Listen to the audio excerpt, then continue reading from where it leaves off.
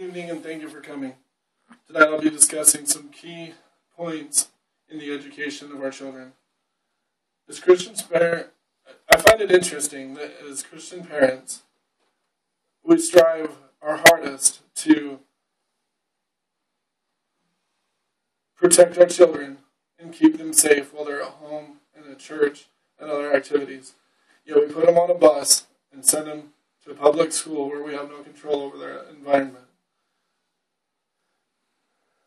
As a public school bus driver and as a Christian father myself, I put the education of my children at great importance in my life. A study done on the Christian Women's website says that over 70% of American homes survive on multiple incomes. This leaves our children and teenagers home unattended with a parental influence through most of their lives. And yet, a study done on MakeBeatsNotBeatdowns.org, over 280,000 students are physically attacked in secondary schools every month.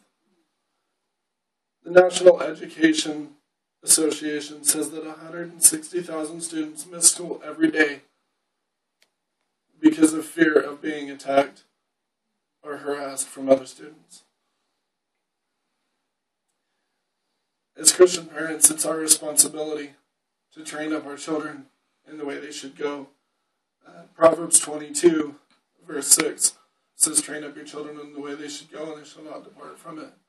Yet we're sending them to let somebody else train them and raise them up. An example is given on cbnnews.com that Jesus' disciples, that Jesus spent 24 hours a day with his disciples, teaching them and training them in the way that they should be raised and the way that they should teach other people.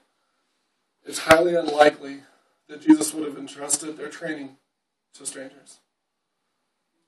In the same way as parents, we shouldn't be entrusting the training of our children to strangers. We should be doing that ourselves.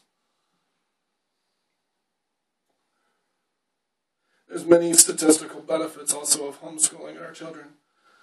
Dr. Thomas Smedley conducted a behavioral study using the Vineyard Adaptive Behavioral Skills Test, which proved that homeschool students tested in the 84th percentile, where public school students tested in the 23rd.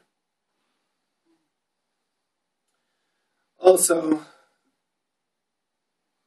using the same statistical information, homeschoolers ranked superior in 4 out of 5 achievement categories.